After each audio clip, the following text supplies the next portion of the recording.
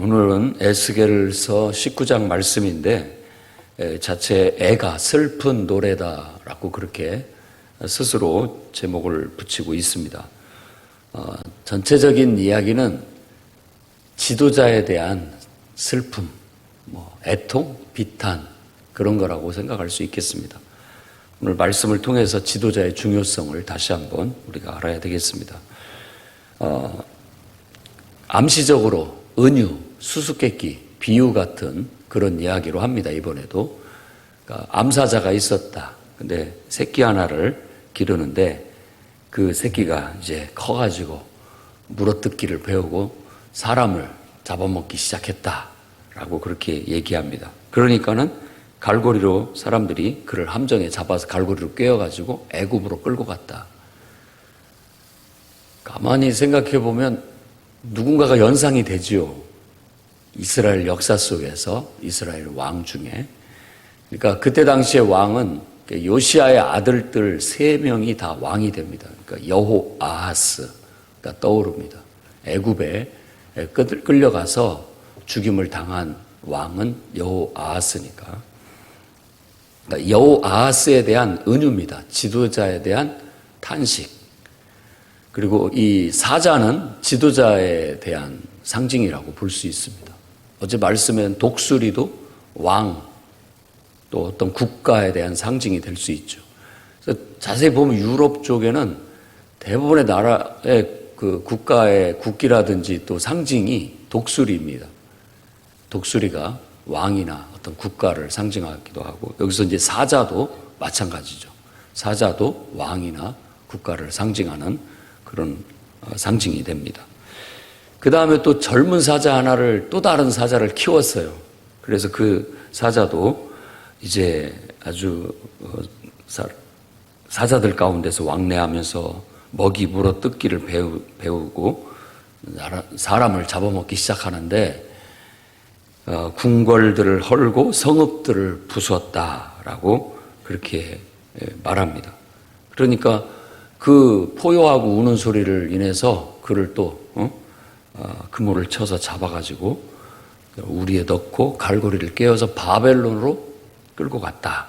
그래서 다시는 이스라엘 땅에 그 사자가 포효하는 소리를 들리지 못하게 했다라고 그렇게 얘기합니다. 이 비유 속에서 또 떠오르는 사람은 시드기야입니다. 시드기야 왕. 그래서 여호아하스 왕에 대한 어떤 비탄, 애통, 그리고 시드기야 왕 생각하면 슬픈 노래가 절로 나온다라고 그렇게 얘기하고 있는 겁니다. 시드기야 왕은 결국 그가 바벨론 왕에 의해서 왕위에 올려졌는데 원래 왕이 될 사람이 아니었는데 요시아 아들 중에 데려다가 왕을 삼았는데 결국은 신하들 또 밑에 있는 친 애굽파의 어떤 득세에 의해서 바벨론 왕을 배반하고 애굽 왕에게 손을 내밀게 됩니다. 그러니까 바벨론 왕이 대노를 하게 되고 쳐들어와서 2년여 동안을 예루살렘을 완전히 고립시키고 결국은 성을 함락시키고 성벽을 무너뜨리고 성전을 다 불태우고 모든 것들을 다 파괴하고 결국 시드기야 왕도 2눈을 뽑혀 포로로 끌려가 감옥에서 옥사한 것으로 그렇게 나옵니다. 그것에 대한 비탄인 거예요. 그러니까 단순한 이야기인 것이죠. 그 다음에 그 1절부터 9절까지가 바로 사자를 가지고 얘기를 했다면 이제 10절부터 13절까지는 이제 포도나무의 비유를 합니다. 포도나무는 대표적인 이스라엘을 상징하는 상징입니다. 그래서 피의 어머니, 앞에서는 암사자를 어머니라고 했는데 여기는 피의 어머니, 어머니는 아마 그 조국 어떤 이런 의미를 갖습니다. 이스라엘이라는 그 나라, 그 이상의 상징적인 의미를 갖는 것이죠. 물가에 심겨준 포도나무 같아서 물이 많음으로 열매가 많고 가지가 나왔다.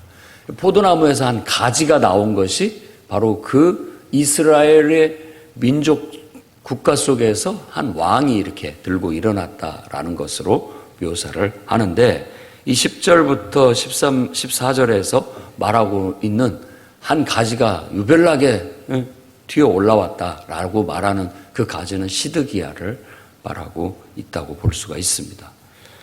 결국은 그 가지가 그렇게 키가 굵은 가지 하나가 높이 올라옴으로 인해서 그것 때문에 분노 중에 뽑히게 됐다라고 말함으로써 포도나무가 뽑혔다라는 것은 이스라엘의 멸망, 파멸을 상징하는 것으로 볼 수 있습니다. 그래서 지도자가 정말 중요합니다. 지도자가 잘못하면 전체가 다 뽑히거나 또 전체가 다 고통을 받는 그런 어려움을 당할 수 있다라는 것을 오늘 말씀에서 말해주고 있고, 그로 인해서 정말 슬프다라는 그런 노래로 노래를 불러라고 얘기하고 있고, 이 노래는 후에도 계속된 애가가 될 것이다 라고 그렇게 말하고 있는 겁니다. 그래서 우리도 항상 여러분들 가정에서는 부모들을 위해서 기도해야 되고, 부모님들이 정말 바로 서서 가정을 잘 이끌어 나가야 가정이 바로 설 수 있는 것이고, 또 여러분들이 속한 공동체나 사회 속에서도 지도자가 잘 서서 자기 역할과 본분에 충실해야 건강하고 튼튼한 공동체가 될 수 있다라는 거 명심해야 되겠고, 교회도 마찬가지겠습니다.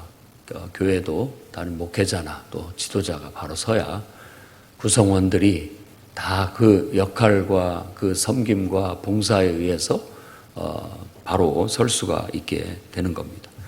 어찌됐든 항상 지도자는 이끌어가는 거예요. 자기만 생각하는 것이 아니죠. 자기만 할 것 같으면 혼자 하면 잘하면 되니까. 그러나 전체를 생각을 해야 되고, 구성원들 한 사람 한 사람들이 우리가 볼 때는 신앙 안에서 바로 서야 되고, 정말 하나님을 배우고 하나님을 섬기는 법을 익히고 하나님 앞에서 깨어서 하나님 뜻대로 살도록 늘 자극시켜주고 도전해주고 또 그들을 이끌어줘야 되는 겁니다. 그렇게 됨으로써 그 영혼들이 하나씩 깨달아지고 깨우쳐지고 또 바로 서지고 더 화합하고 단합해서 정말 로마서 8장에 얘기한 것처럼 성령의 역사 속에서 협력하여 선을 이루어가는 거죠. 하나님의 궁극적인 뜻과 목적을 성취해 나가게 되는 거예요. 근데 이런 기능과 이런 역할들, 기능이 작동이 돼야 되는데 이게 제대로 작동이 안 돼요. 그러면 우리는 이제 여러 가지 생각을 할 수 있습니다. 지도자가 잘못된 건가? 아니면 구성원들의 문제인가? 또 다른 어떤 문제가 있는 것인가? 생각을 하게 되는 것이죠. 근데 제일 안 좋은 것은 일단 구성원은 지도자를 탓하고 또 지도자는 구성원들을 탓하는 거. 이건 그야말로 사탄의 역사라고 볼 수 있겠습니다. 제일 안 좋은 형태인 것이죠. 서로가 자기들을 돌아봐서 각자가 이건 내 탓이다 라고 생각을 하고 스스로들이 하나님 앞에 회개하고 에스겔 선지자를 통해서 회개에 대한 강력한 촉구한 것처럼 이건 내가 기도하지 않아서이다. 이건 내가 부족해서다. 내가 더 이런 어떤 스스로가 자기에게 그 모든 원인을 찾고 자기를 개선하려고 노력한다면 그것은 흥할 수 있고 다시 회복될 수 있는 기회가 될 수 있을 것입니다. 이 비탄, 애통 어찌됐든지 간에 결국은 백성들이 고통을 받고 이 사자가 사람을 잡아먹었다라는 건 지도자의 어떤 실정으로 인하여 백성들이 고통받는 것을 은유한다고 볼 수 있겠고, 뿌리가 뽑혀 결국은 그 나무가 뿌리채 뽑히게 됐다라는 건 국가가 어떤 공동체가 결국은 멸망하게 파멸로 갈 수밖에 없었다라는 것입니다. 그래서 우리가 다시 한번 진지하게 생각하면서 여러분들 각자가 지도자의 위치에서 나름대로 역할을 충실히 잘하고 있는지를 돌아보고 더욱더 온전히 함으로써 이런 슬픈 노래를 부를 일이 없기를 우리가 바라야 되겠고, 또 여러분들의 지도자가 있다면 지도자를 위해서 열심히 기도해 주시고 또 여러분들이 구성원이라면, 지도자라는 건 앞에서 끈다면 구성원들은 뒤에서 왜 저러고 있나 이렇게 쳐다보고 있는 것이 아니라 함께 지도자가 손가락을 가리키는 대로 협력해서 그 일을 이루어나가는데 적극적으로 이렇게 지지하고 협력해서 몸의 역할을 해줘야 되는 겁니다. 앞에서 끌고 뒤에서 밀고, 이게 진정한 화합 공동체가 될 수 있는 겁니다. 그럼으로써 결국은 이 교회나 또 공동체나 국가나 단체가 제 기능을 발휘해서 건강해지고 제 역할을 할 수 있고 제 사명을 할 수 있는 것, 그걸 바라는 것입니다. 그러니까 결국 우리는 먼저 그 나라와 그 의를 구하라. 그리하면 나머지 것들은 다 따라오게 돼 있다. 나머지 것들은 그렇게 얘기하는 거예요. 그러니까 우리가 하나님 안에서 하나님의 나라를 이루고, 하나님 나라를 이룬다는 것은 하나님의 통치와 다스림을 우리가 실천하고 실행한다, 이런 뜻입니다. 하나님 통치가 우리 안에서 이루어지고 하나님의 역사가 이루어지고 그 속에서 하나님의 영광이 드러나고, 또 우리의 궁극적인 목적은 복음 전파하고 영혼 구원이니까 교회의 사명의 최대는 복음 전파와 영혼 구원이에요. 그보다 그 이상 더 높은 뜻과 목표가 있을 수가 없습니다. 다른 것들은 그것을 위한 부수적인 역할인 거예요. 주님 재림하실 때까지 복음을 전하고 영혼을 구원해내는 것. 영혼을 구원하는 건 우리가 하는 것이 아니라 하나님이 하시는 것이고, 하나님께서 구원하실 수 있도록 우리는 그분의 사신, 그분의 도구가 되고 그분의 일꾼이 되어서 나아가는 겁니다. 그래서 모든 결과나 책임은 다 하나님께 있는 것이니까 우리는 그저 하나님이 하라는 맡겨주신 사명 따라서 우리 할 도리와 역할을 마지막까지 하게 되면 됩니다. 잘 되든 못 되든 우리 역할에 충실하고 우리 본분을 다해야 이런 슬픈 노래를 부르지 않는 결과가 오게 될 겁니다. 저도 담임 목회자로서 모든 책임을 다 한 몸에 지고 있습니다. 여러분들이 영적으로 문제가 있거나 또 여러분들이 또 잘 되거나 이 모든 것들이 다 제 책임인 것처럼 늘 느끼고 있습니다. 아니, 제 책임이죠. 하나님께서 제게 맡겨주신 역할이고 또 임무고 책임이니까. 내 혼자 그 모든 일들을 지기가 너무 어렵고 또 감당하는데 비효율적이고 이러다 보니까 여러분들 중에 충성된 분들에게 바로 그 역할을 대신 맡긴 겁니다.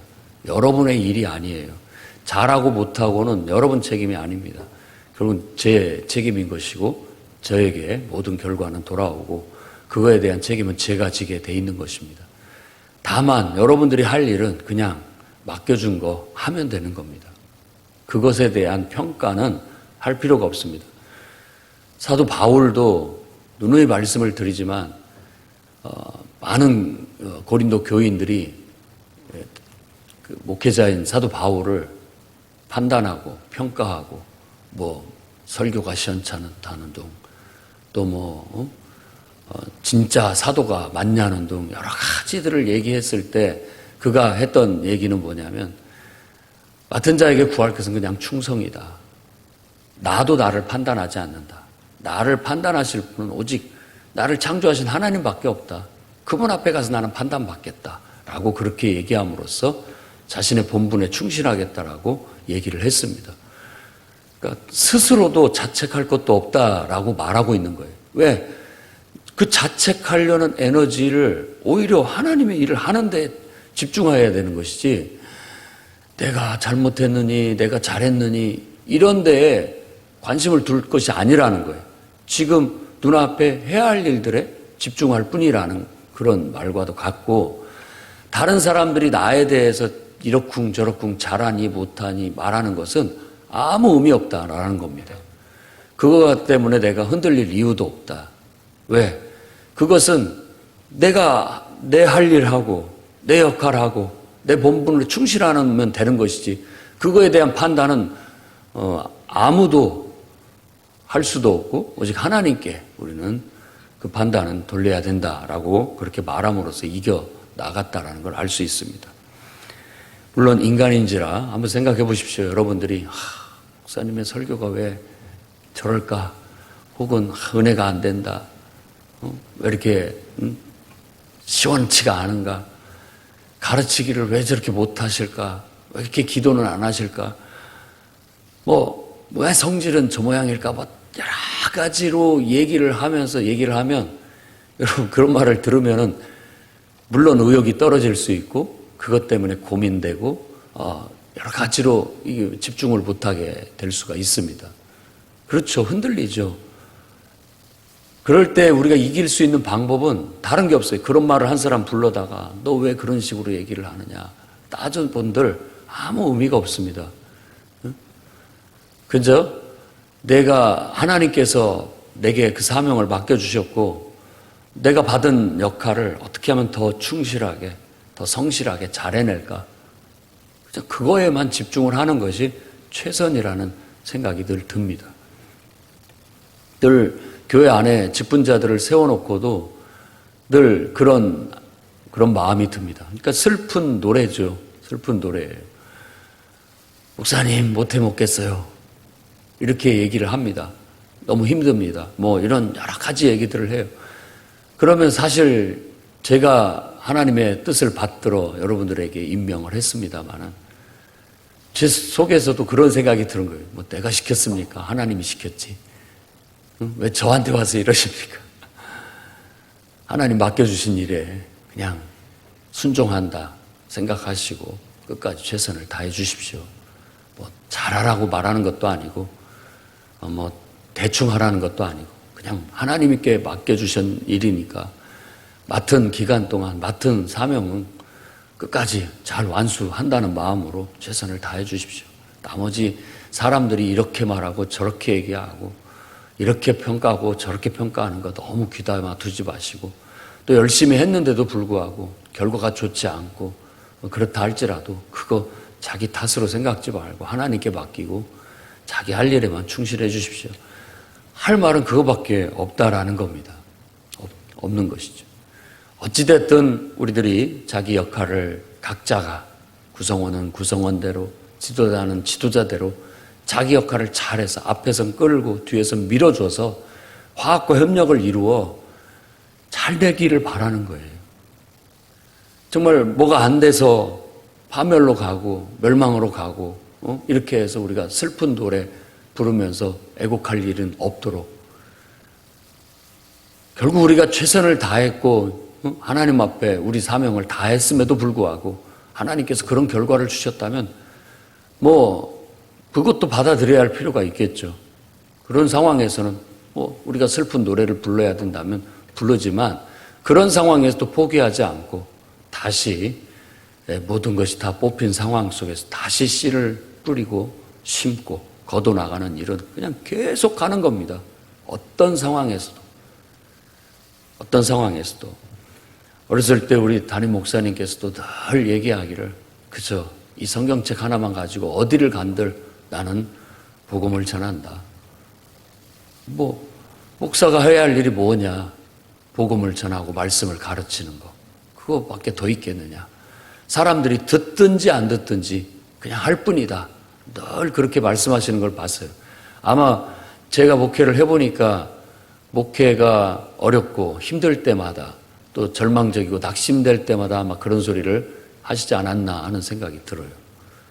왜냐하면 스스로를 위로하는 거고 스스로를 독려하는 거죠.